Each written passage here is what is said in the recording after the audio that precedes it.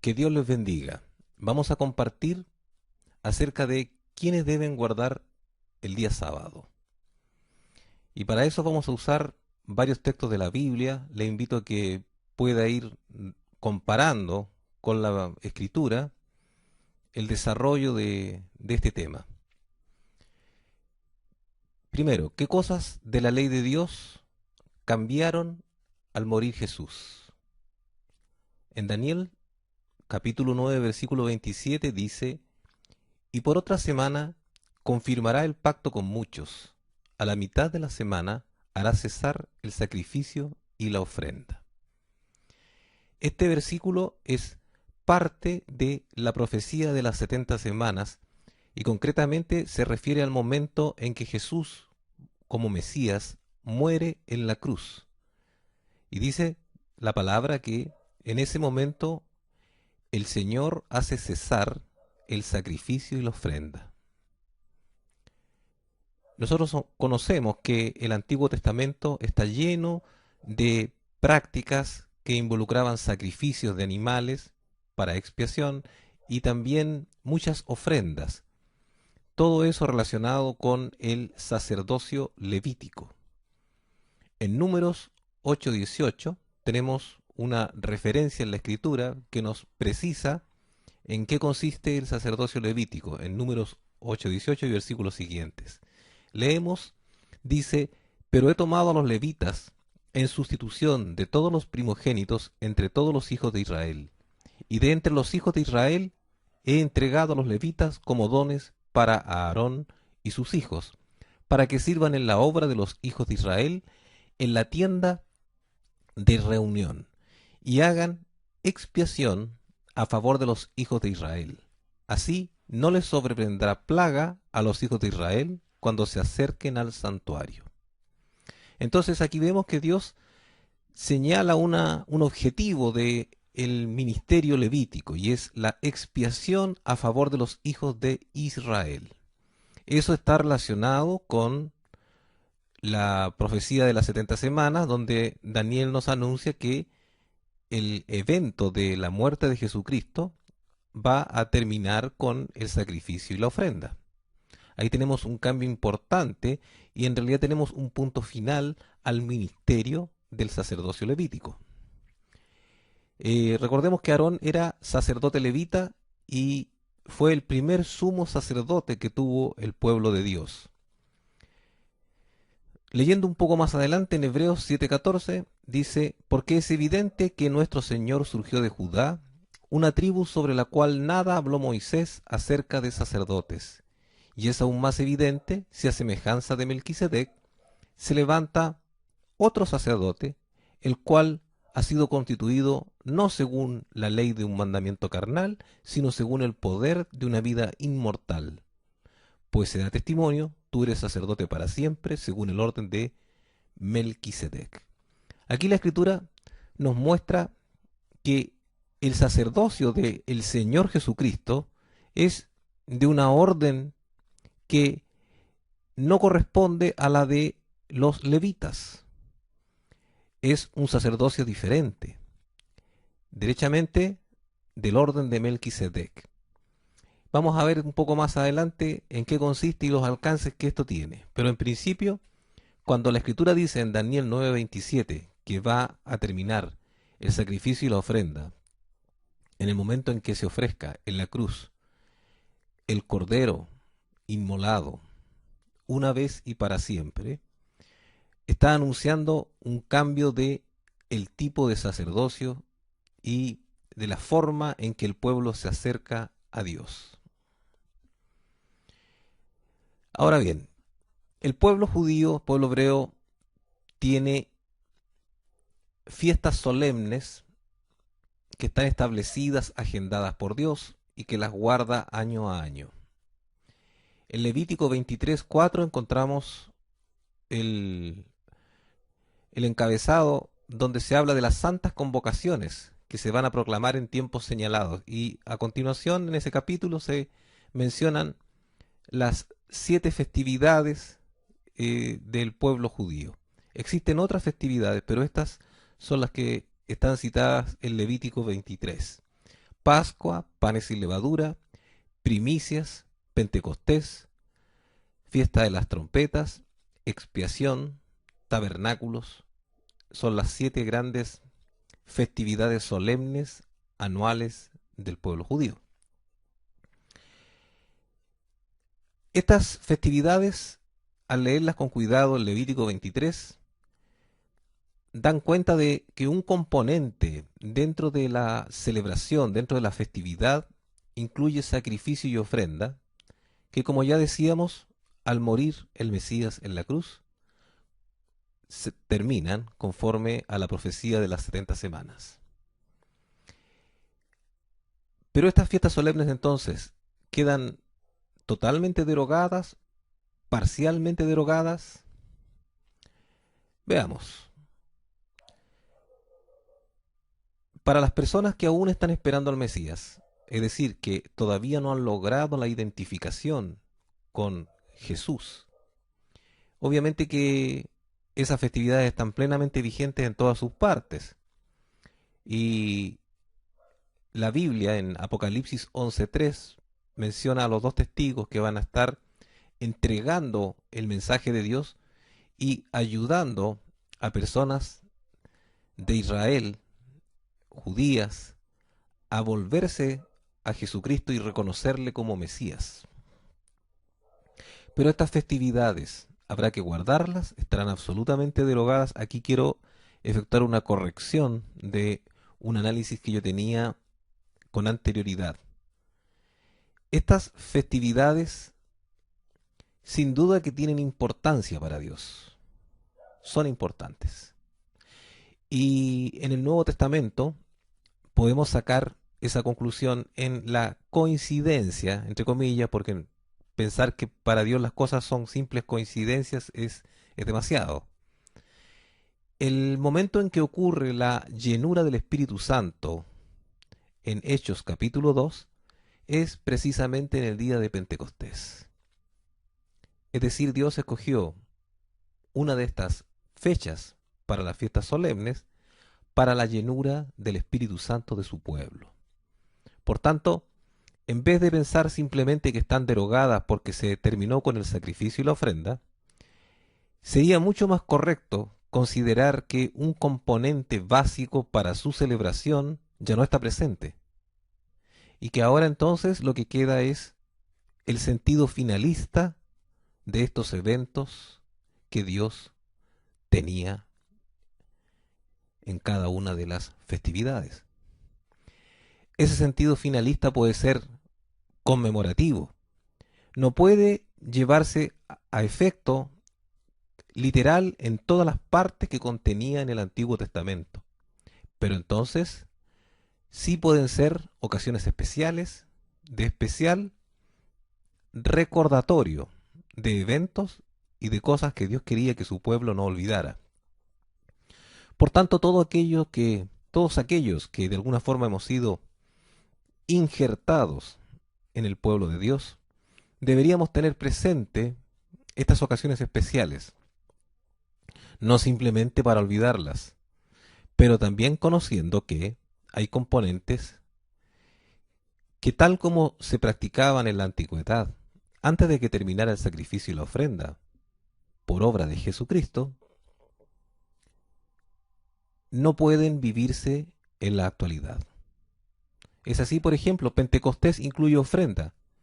La festividad de las trompetas también tienen ofrendas. Y no hablamos de ofrendas como las que puede llevar una persona como caridad o como amor al templo. Estamos hablando de las ofrendas integradas a estas festividades solemnes. Tienen que ver con una etapa, una instancia en la que participaba el sacerdote levítico en su función. El levita tomaba estas ofrendas y hacía la ceremonia que estaba establecida para bendecir conforme lo dictaba la ley. Y esa parte, ese componente ya no existe. No existe porque el sacrificio de Jesús terminó con ese capítulo. Entonces, lo que resta por analizar es si al sacar ese componente no puede existir la festividad, o si la festividad tiene un sentido profundo en el corazón de Dios que subsiste a pesar de que ese componente ya no aplique. Si consideramos que la llenura del Espíritu Santo del pueblo de Dios ocurre en Hechos capítulo 2, exactamente en un día de Pentecostés en que el pueblo estaba reunido, nosotros podemos pensar que esas fechas siguen siendo importantes. Como que nos está dando pistas en la Escritura para no tomar simplemente lo que Dios consideraba festividades solemnes y botarlo a la basura, sino tenerlo en consideración como fechas importantes. Importantes para recordar eventos, pero no para vivirlo tal como se vivía en esa época, porque simplemente las cosas son diferentes. ¿Qué ocurre ahora con el sábado? El Levítico 23:3 dice: 6 días se trabajará, pero el séptimo día será Shabbat, de reposo solemne, santa convocación.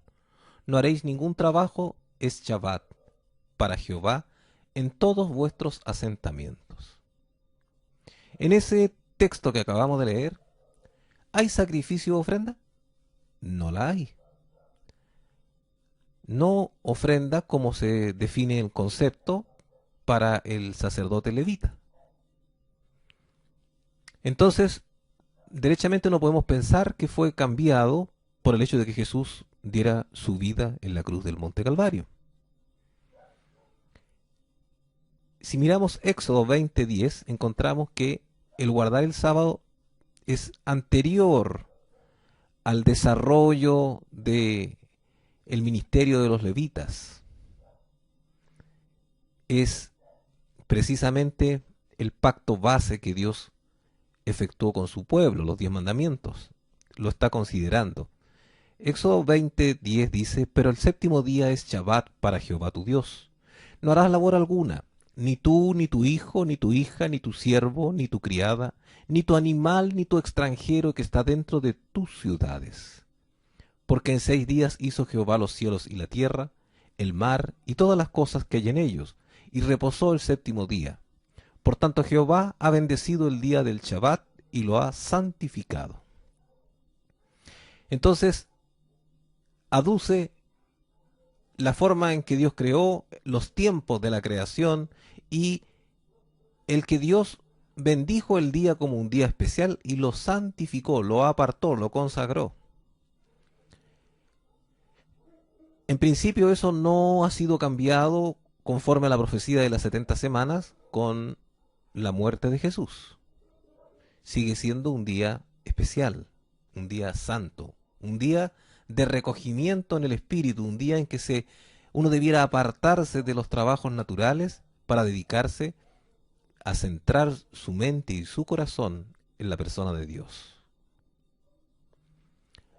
¿Fueron cambiados los 10 mandamientos por el hecho de que Jesús diera su vida en la cruz?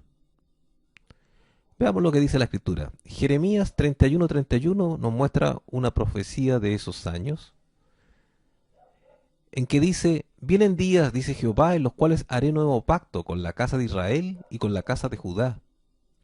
No como el pacto que hice con sus padres el día que tomé su mano para sacarlos de la tierra de Egipto, pues ellos invalidaron mi pacto, aunque fui yo un marido para ellos, dice Jehová. Pero este es el pacto que haré con la casa de Israel después de aquellos días, dice Jehová. Daré mi ley en su mente y la escribiré en su corazón, y yo seré a ellos por Dios, y ellos me serán por pueblo. Jeremías entonces está anunciando que el pacto ya no sería como el que Dios hizo con el pueblo cuando tomó la mano para sacarlos de la tierra de Egipto, y ese pacto es los 10 mandamientos escritos en piedra, sino que dice que va a dar su ley en la mente y la va a escribir en el corazón, y que ese va a ser el nuevo pacto. Eso lo dice el Antiguo Testamento, y el Nuevo Testamento ratifica la misma idea en Hebreos capítulo 8. Dice: porque reprochándonos dice: y aquí vienen días, dice el Señor, en que estableceré para la casa de Israel y para la casa de Judá un nuevo pacto, no como el pacto que hice con sus antepasados el día que les tomé de la mano para sacarlos de la tierra de Egipto, porque ellos no permanecieron fieles en mi pacto y yo me desentendí de ello, dice el Señor. Por lo cual este es el pacto que haré con la casa de Israel después de aquellos días, dice el Señor. Pondré mis leyes en su mente y las escribiré en su corazón, y les seré por Dios y ellos me serán por pueblo. Ahí ratifica exactamente lo que decía el Antiguo Testamento, es decir, el Antiguo y el Nuevo concuerdan en que el cambio de pacto con la casa de Israel y la casa de Judá va a ser la escritura de esa ley, de esos 10 mandamientos, en el corazón. Hebreos 8:13 nos da un poco más de luz y dice, al decir nuevo ha declarado anticuado al primero, y lo que es anticuado y va caducando está próximo a desaparecer, pero claramente no dice que esté extinguido, próximo a desaparecer, anticuado, pero no es lo mismo que extinguido. Entonces está hablando del antiguo pacto que todavía guarda mucho pueblo, pueblo descendiente de Jacob, esperando al Mesías.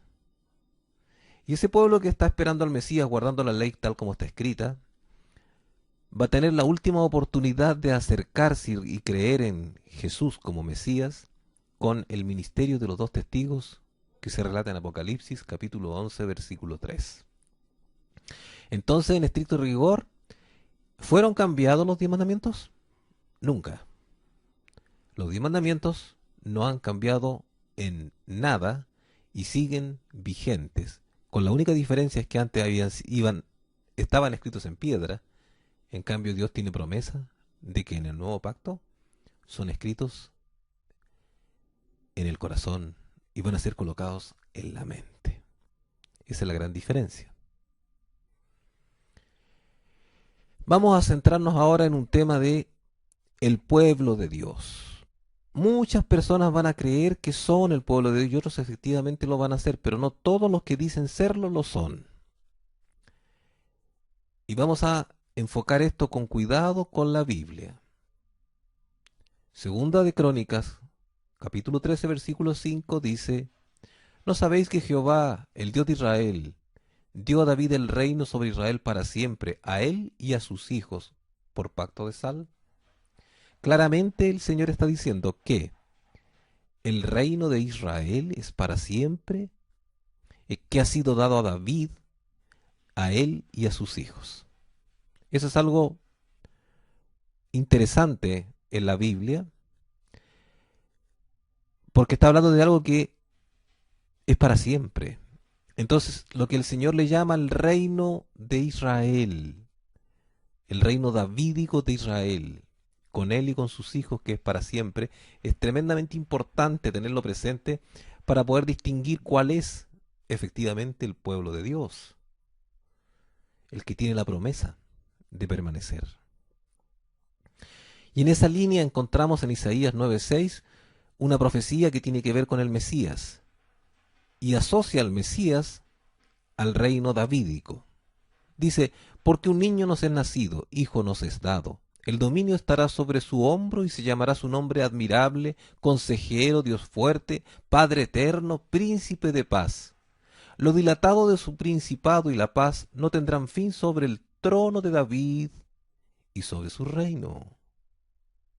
Aquí está identificando claramente a Jesús, el Mesías, como el continuador del reino davídico sobre Israel. Por lo tanto, el pueblo de Dios es precisamente ese pueblo de Israel en Jesús, en el trono de David. ¿Ya?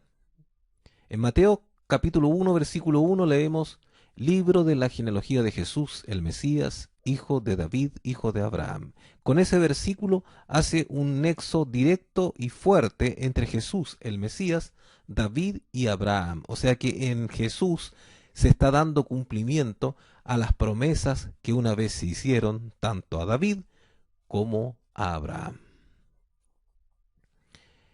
Isaías 37:31 habla de un remanente de la casa de Dios. Y es importante distinguir esto porque en la Escritura vamos a encontrar que por lo menos se habla de dos tipos de remanentes del pueblo descendiente de Jacob. Y hay que tener muy claro la diferencia entre uno y otro para poder entender el contexto de cómo se articula y se desarrolla el pueblo de Dios. Isaías 37:31 dice, y el remanente de la casa de Judá que quede a salvo, de nuevo echará raíces por abajo y dará frutos por arriba, porque de Jerusalén saldrá un remanente, los sobrevivientes del monte de Sión. El celo de Jehová de los ejércitos hará esto. Aquí nos dice que habrá un remanente de la casa de Judá que será fiel y que echará raíces, que tendrá frutos. Y ese remanente de la casa de Judá es precisamente el remanente al que pertenece Jesús, al que pertenecía David y al que pertenece Abraham y al que pertenece Pablo, el apóstol Pablo. Entonces, ese remanente de la casa de Judá y no todo el pueblo de Israel y todo el pueblo descendiente de Jacob es el pueblo de Dios que permanece para siempre. Pero sigamos mirando, todavía queda una oportunidad para gran parte del pueblo de Dios y también una oportunidad para los que no éramos pueblo de Dios y conforme a la escritura en el Nuevo Testamento se nos denomina gentiles. Hebreos 7:12 dice, porque cambiado el sacerdocio, necesariamente ocurre también un cambio de ley, porque aquel acerca del cual se dicen estas cosas es de otra tribu, de la cual nadie sirvió al altar, porque es evidente que nuestro Señor surgió de Judá, una tribu sobre la cual nada habló Moisés acerca de sacerdotes. Aquí, Hebreos capítulo 7 está ratificando que Jesús, al morir en el monte Calvario, él produjo el cese del sacrificio y la ofrenda, lo que involucra cambio de sacerdocio. Es decir, ya no participa dentro del pueblo de Dios el sacerdote levita. O sea, es parte del pueblo como todos los creyentes en la medida que se ajuste al plan de Dios y en la medida que reconozca al Mesías. Pero ese cambio de sacerdocio quiere decir que efectivamente hay cosas del Antiguo Testamento que con toda seguridad no pueden ser aplicables a la iglesia, al remanente de Judá que venía desde el principio guardando todos y cada uno de esos mandamientos. Hubo cambio de sacerdocio, por lo tanto ya no tienen a ese sacerdote al que le llevaban las ofrendas y tampoco tiene a ese sacerdote al que le llevaba los animales para ser sacrificados. Eso terminó. Y el pueblo de Dios entonces, el centro, la raíz, la parte fuerte en la que todo se afirma, el gran propósito de Dios, está en Isaías 37:31 y siguientes, donde se refiere al remanente no de todo Jacob, no, de la casa de Judá, que echará raíces y dará frutos. Esa es la base del buen olivo conforme a la Biblia, el remanente fiel de Judá, que tampoco es todo Judá. No, no, no, no, es un remanente fiel dentro de Judá. Ahí entonces tenemos la base del buen olivo que tiene las raíces y el buen fruto. Antes de seguir adelante, revisemos un poco el misterio que hay en el orden de Melquisedec. En Génesis 14:18 encontramos que la escritura se refiere a Melquisedec, rey de Salem, sacerdote del Dios Altísimo, que sacó pan y vino y lo bendijo, diciendo, bendito sea Abraham por el Dios Altísimo, poseedor del cielo y tierra. Y bendito sea el Dios Altísimo, quien entregó a tus adversarios en tu mano. Y dice la Escritura que Abraham le entregó el diezmo de todo su botín, de todo lo que tenía ahí. Entonces, que tenemos. Un hombre que no pertenecía a este pueblo descendiente de Jacob, evidentemente no, porque se acerca a Abraham cuando él ni siquiera tenía la H en su nombre. Era Abraham, simplemente Abraham, antes de recibir el cambio de nombre que Dios le hacía como el amigo, como el padre de la fe. Y en ese entonces, este Melquisedec se acerca y está en posición de bendecirlo. Y Abraham recibe la bendición y reconoce el poder y el mover de Dios en ese Melquisedec de esos años. Pero no solamente Abraham le reconoce, sino que además todo el Nuevo Testamento da fe de ese ministerio y honra a Melquisedec al denominar a Jesucristo sumo sacerdote del orden de Melquisedec, Hebreos 5:10, que Jesús fue proclamado por Dios sumo sacerdote según el orden de Melquisedec. Entonces ahí recibe una honra especial ese hombre de la historia cuando este descendiente de David, Jesús, queda como sumo sacerdote de la misma orden sacerdotal que él. Pero ¿en qué consiste esa orden sacerdotal? ¿Qué tenía en común ese Melquisedec de aquellos años y Jesús? ¿Cuál era el nexo común? La Escritura nos enseña que el Señor Jesús, cuando fue a ser bautizado en las aguas por Juan el Bautista tuvo una visión y logró discernir que descendía el Espíritu Santo sobre él. Jesús ministró lleno de Espíritu Santo y con poder. Y Melquisedec, de alguna forma extraordinaria, logró hacer algo también que agradó tanto a Dios, que logró la misericordia de ser lleno del Espíritu Santo, y lleno del Espíritu Santo pudo ir donde Abraham y bendecirle por el Dios vivo y verdadero.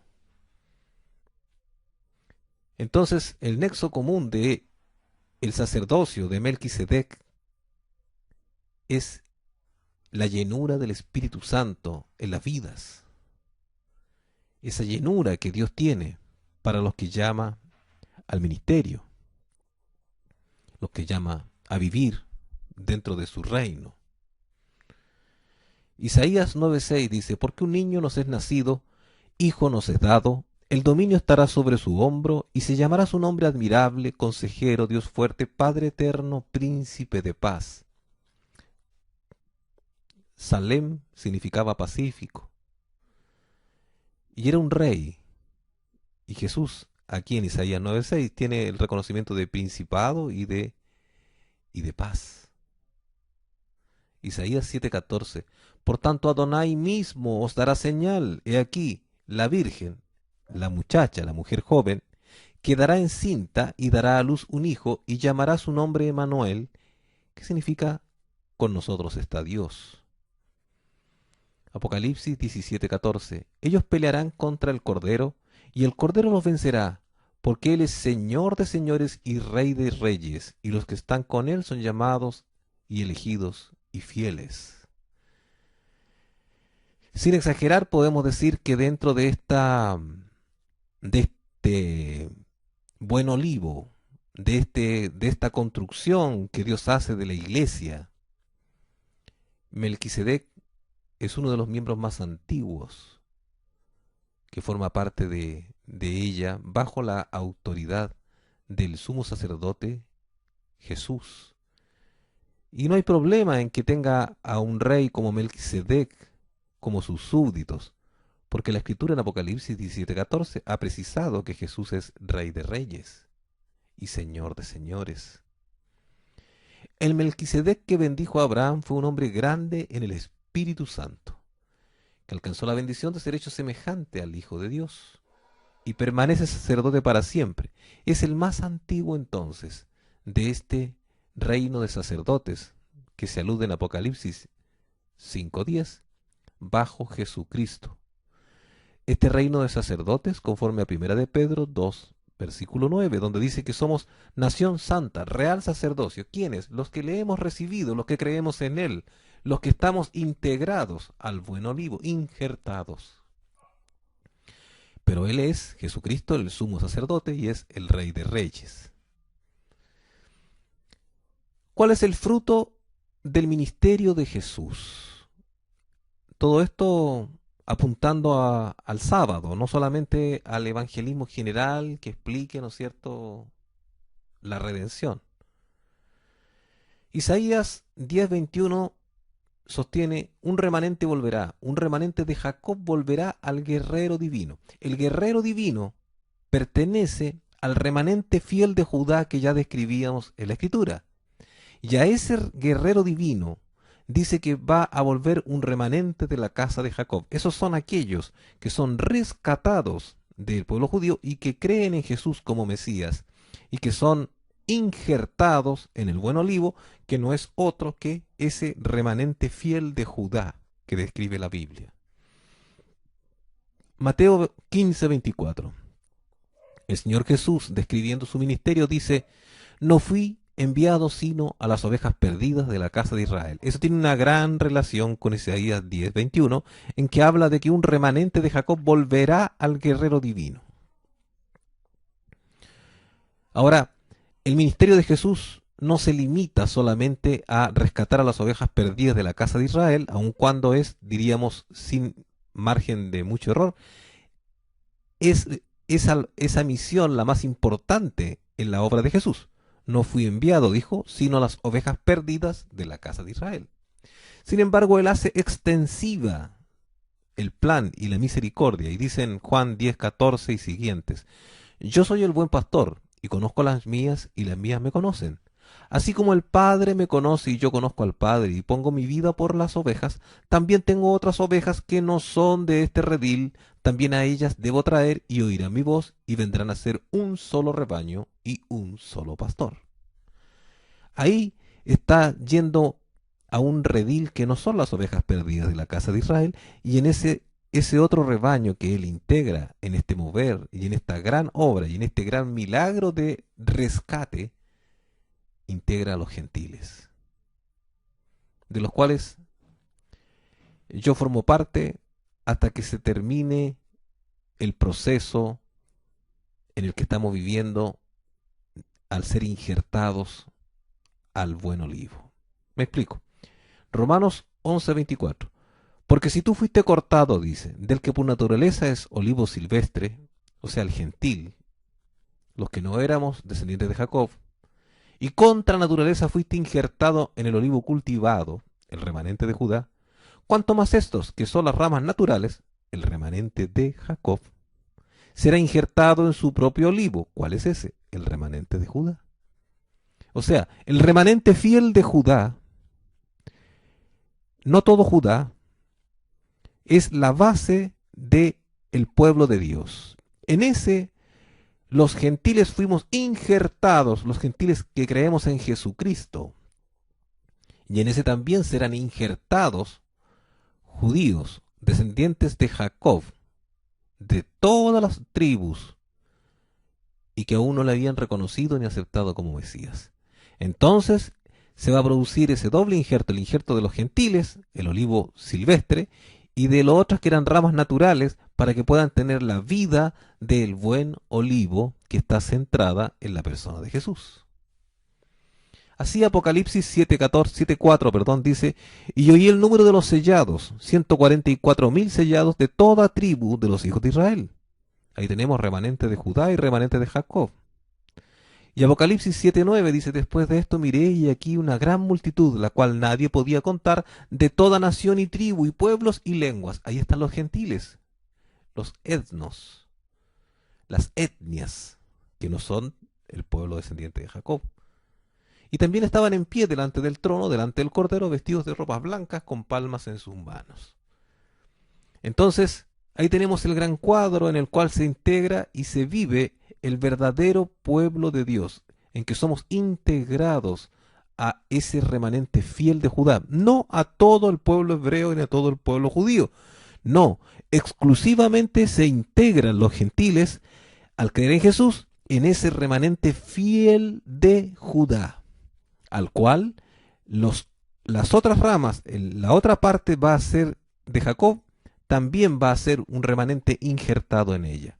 Entonces el verdadero pueblo de Dios no es todo el pueblo que cree que tiene su ley y su camino trazado por Dios, sino aquel que pertenece al remanente fiel de Judá o ha sido injertado a él. En 1 Corintios 12:2 la escritura va un poco más lejos y nos anuncia que el nombre de gentiles como personas extranjeras, etnias, también va a ser borrado al ser injertados en el buen olivo.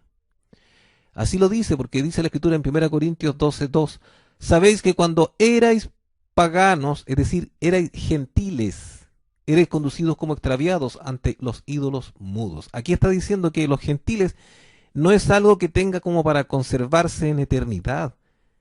Al ser desgajados del olivo silvestre e injertados al buen olivo, nosotros vamos perdiendo esa identidad de gentiles y vamos adquiriendo la identidad del remanente fiel de Judá. Un pequeño grupo que pudo vivir toda esta historia de la Biblia de principio a fin, de Jacob en adelante, pero con todas las promesas y con todas las prácticas, y que se mantiene en el espíritu fiel a Dios. Entre ellos están José, está María, los padres de Jesús, al menos padre según se creía, dice la palabra José de Jesús, pero padre en el sentido de que como hombre también fue el que lo adopta, lo tiene.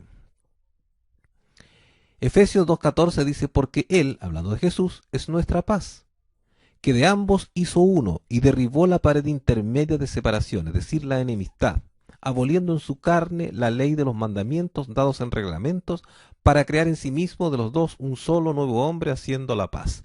Cuando habla de los mandamientos dados en reglamentos, se refiere a el sacrificio y ofrenda de que hablaba la profecía de las 70 semanas, que iba a terminar en el momento de la muerte de Jesús y que iba a ser abolido en su carne al morir, al derramar su sangre. Y cuando la Escritura dice en Efesios 2:16, y reconciliar Dios a ambos en un solo cuerpo, no está diciendo que la iglesia, los creyentes gentiles, se integran a la vida y toda la tradición del pueblo descendiente de Jacob. Lo que está diciendo es que se integra a ese remanente fiel de Judá solamente, que es aquel en el cual el remanente de Jacob también van a tomar ramas y van a ser injertadas en él. Es el centro de la vida donde está Jesús, con todas las raíces y con todas las ramas. Ahora, ¿qué posición debe tener un cristiano injertado en el buen olivo frente a Jerusalén? Aquí nos sirve mucho el Salmo 122. Yo me alegré con los que me decían, vayamos a la casa de Jehová. Nuestros pies ya están plantados dentro de tus puertas, oh Jerusalén. Jerusalén, que estás edificada como ciudad bien unida y compacta, a donde suben las tribus de Jah, según la costumbre de Israel, a dar gracias al nombre de Jehová. Porque allí están los tronos del juicio, los tronos de la casa de David. Ojo con este texto de la Biblia, porque habíamos dicho hace poco que el reino de David tiene promesa de ser para siempre. Y aquí el Salmo 122, versículo 5, está destacando que en Jerusalén están los tronos del juicio, los tronos de la casa de David, los tronos de la casa donde Jesús está reinando como descendiente de David y con las promesas de reino eterno sobre Israel. Entonces es importante esta ciudad.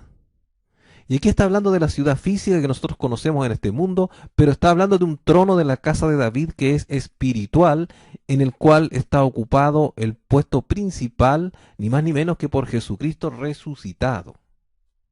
Y en ese contexto nos dice, rogad por la paz de Jerusalén, sean prosperados los que te aman, haya paz dentro de tus muros y tranquilidad en tus palacios. Por amor a mis hermanos y compañeros, diré ahora, sea la paz dentro de ti. Por amor a la casa de Jehová nuestro Dios, procuraré tu bien. Mis hermanos, en la escritura, si yo he sido injertado en el buen olivo, en este caso es el remanente fiel de Judá. El remanente fiel de Judá, en el cual hemos sido injertados. Ahí está el centro y consolidación de la iglesia del Señor Jesucristo. Entonces no es que simplemente sea una judaización en términos generales en que la iglesia se acerque al pueblo judío y viva todas sus costumbres. Es a ese remanente fiel de Judá, a ese espíritu correcto que tenían María y José, padres de Jesucristo. Apocalipsis 21:1. Vi un cielo nuevo y una tierra nueva, porque el primer cielo y la primera tierra pasaron y el mar no existía más. Y vi que descendía del cielo de Dios la ciudad santa, una nueva Jerusalén. En ese momento, cuando ocurra ese gran evento, ya los tronos de la casa de David ya no van a seguir en la antigua Jerusalén, siguen en la nueva. Pero antes de ese evento, los tronos del juicio, los tronos de la casa de David están en Jerusalén, conforme al Salmo 122, versículo 5. Entonces los que éramos gentiles, usando el lenguaje de 1 Corintios capítulo 12, versículo 2, fuimos injertados en la casa de David, el remanente fiel de la tribu de Judá exclusivamente, donde Jesús ya tomó el reinado y su trono no tendrá fin, un sacerdocio de Melquisedec con cambio de la ley en cuanto a sacar el sacerdocio levítico del escenario, por cuanto se termina con los sacrificios y las ofrendas.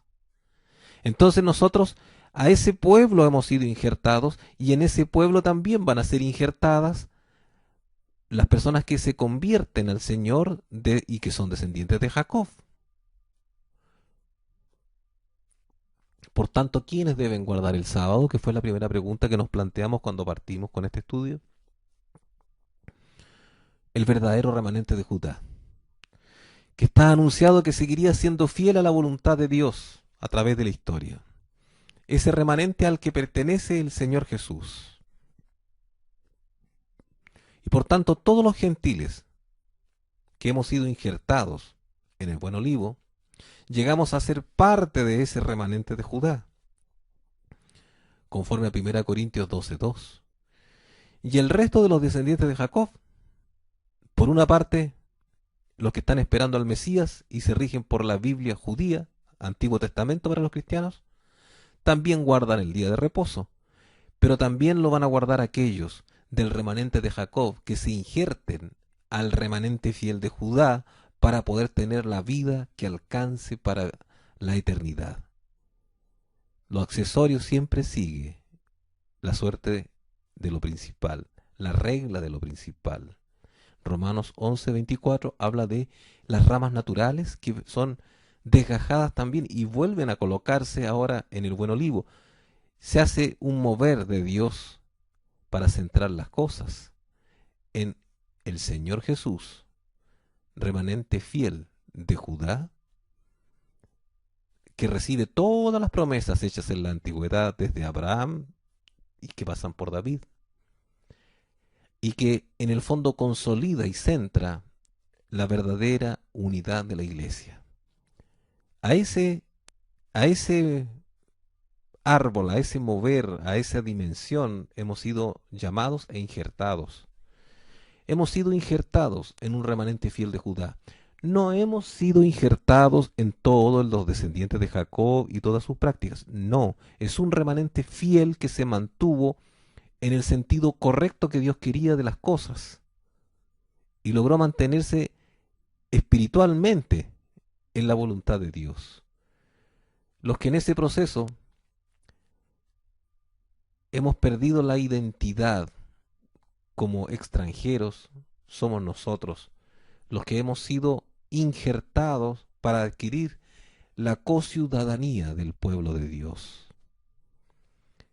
No decimos que las personas no hayan sido ese remanente fiel, no quiere decir que nunca cometieron errores. La Escritura dice que todos pecan, pero supieron cómo pedir perdón a Dios, supieron cómo buscarlo, supieron cómo humillarse delante de Él y supieron cómo caminar delante de Él en su voluntad. Y después, esperando al Mesías, cuando aparece Jesús, lo reconocen como tal. Porque el Señor Jesús no solamente le predicó a los vivos, sino que al morir también descendió a las partes más bajas, a predicar a los que habían abandonado este mundo físico y estaban en una dimensión espiritual. Este Señor ha entregado su mensaje y ha sido un mensaje firme y claro de restauración y de potencia para alcanzar la vida. Y nosotros nos hemos beneficiado con él. Este Señor llama a los gentiles no a judaizarse. Por ejemplo, en Colosenses 2, versículos 10 al 11, vemos que ni siquiera se les pide circuncidarse, entendiendo que la circuncisión no es la física, sino una espiritual en Jesús, algo diferente. Pero no por eso que desprecie las cosas esenciales o principales del pueblo hebreo. Al contrario, debemos reconocerlo como parte de nuestras raíces, pero no es simplemente que seamos nosotros integrados al pueblo hebreo, no, no, no, no, no, no, no.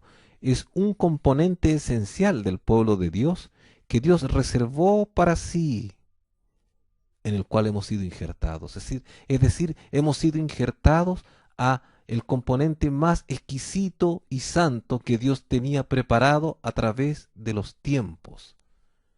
Y por ello tenemos que ser cuidadosos y por ello tenemos que caminar con mucho cuidado en nuestra vida como hijos suyos. ¿Quién debe guardar el sábado?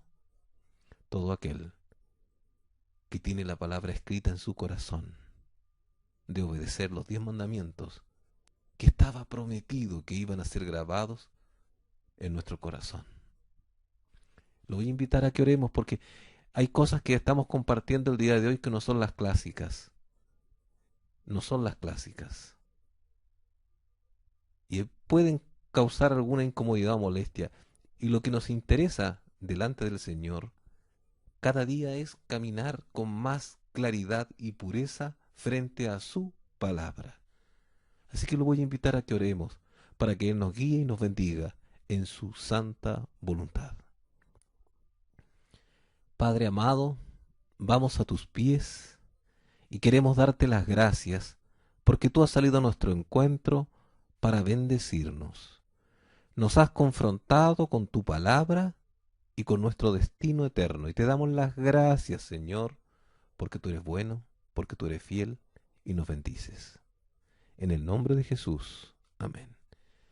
Que Dios bendiga su vida y que sea muy prosperado en el conocimiento que Dios ha puesto a nuestro alcance y en el propósito que Él quiere cumplir con cada uno de nosotros. Bendiciones.